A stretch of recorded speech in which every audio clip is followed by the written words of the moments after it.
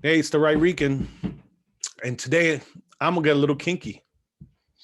It's not that I really that's not what I want, but that's what we're gonna talk about because uh, you got these people. Look, listen, um, my best friend of 30 years is a lesbian.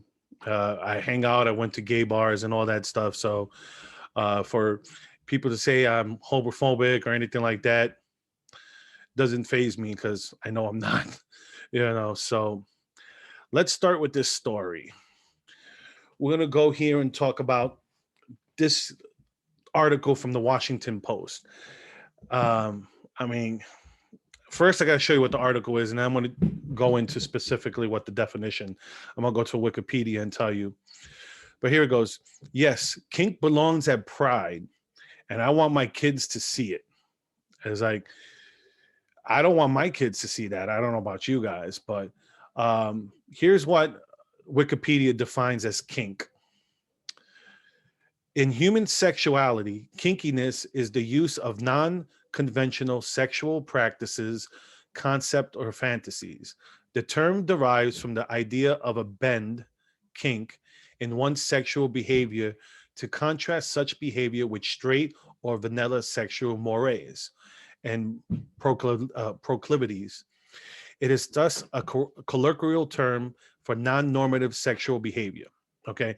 So, anyways, let's just keep going here where it talks about, it's fetishes. That's what it usually boils down to. It's like SM, bondage, leather, all those type of things. SMM, what it says here, BDSM. So you can see here, I don't, I don't know about you guys, but I don't want my kids seeing this.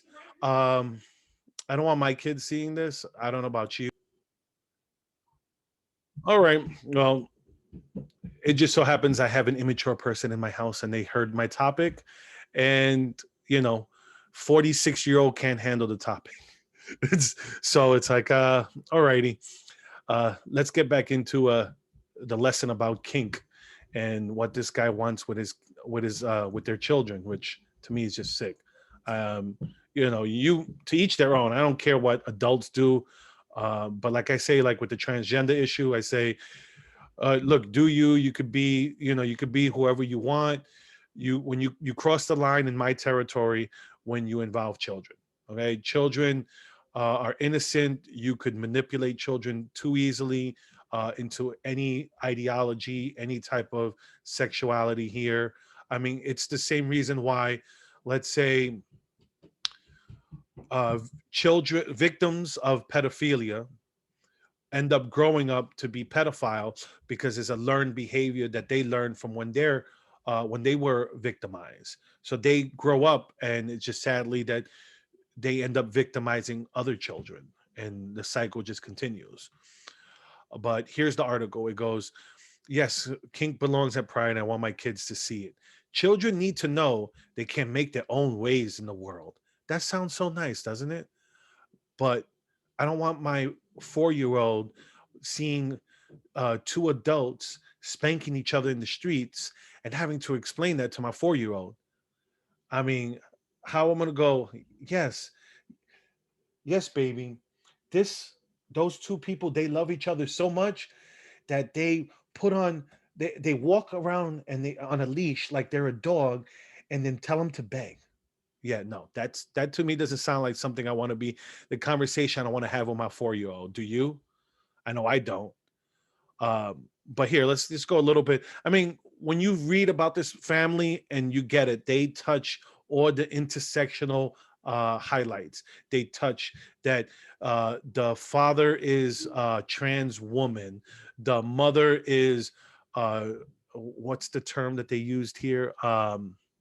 Some sort of gender non-binary is the mother, and so when they're talking about it's okay for their kids to see kink, it's not surprised. But here it goes. Here's a My wife is trans and wasn't out at the time, so she typically only expressed her authenticity in the privacy of our home. That morning she wore a green skirt and light makeup, brushing her hair to one side. um and it goes here, that her when our children grew tired of marching, we plopped into a nearby curb just as it got settled. Our elementary school pointed in one direction of oncoming floats, raising an eyebrow at a bare-chested man in dark sunglasses whose black suspenders clipped into a leather thong. The man paused to be spanked playfully by a partner with a flog. What are they doing? My curious kid asked as our toddler cheered them on. The pair was the first of a few dozen kinksters who danced down the street, laughing together as they twirled their whips and batons, some leading companions by leashes. Look, what you do in your bedroom, I don't care. I don't care. If that's what floats your boat, do it. Fine. But why? Why, if you're going to take kids to these events, that's why I don't know who would take, knowing that this stuff goes on at pride events, why would you take your children to see this? I was like, I'm sorry. I'm not a big fan of people making out in public. And I say people because I'm not talking about gay people. I'm talking about straight, heterosexual, cis normative people. I don't want to see them kissing, and I don't want to see them making out in public all on top of each other. That's what you got houses, that's what you got homes for. We don't need to be seeing you, feeling each other up in public. That's just me. Call me a prude, but what goes on in the bedroom should stay there in your bedroom. All right. But this whole thing of, now I got to explain to my kid what a freaking whip is, and why is that man walking around with a leash and a dog collar, and with a leather pair of chaps and a thong? No. And it's like, as much as I support my gay friends, it's like I always tell my best friend, I'm like, when she decides to get married, I want that to be my first gay wedding.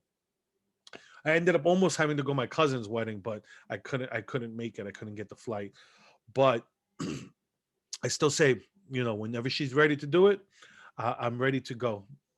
I would even be her best man. So, but this stuff here, look, listen.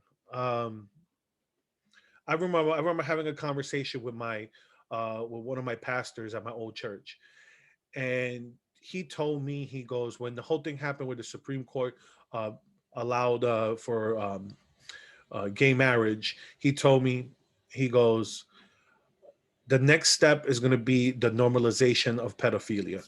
And I told him, come on, why are you going to that extreme?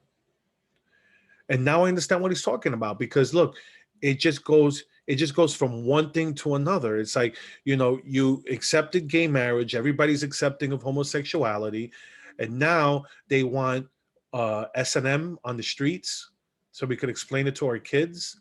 They want to teach this in schools.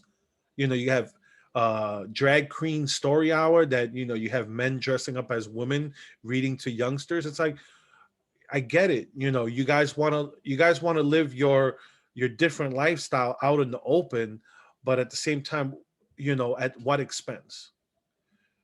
This is stuff that I don't want to. Not everybody wants to talk about this with their kids, and if we're gonna let live and let live, then living and let live doesn't mean that you influence my children, because that's where I cross the line. That's where you cross the line for me, is when you go after the children, because like I said earlier, children are easily manipulated into believing that this stuff is okay.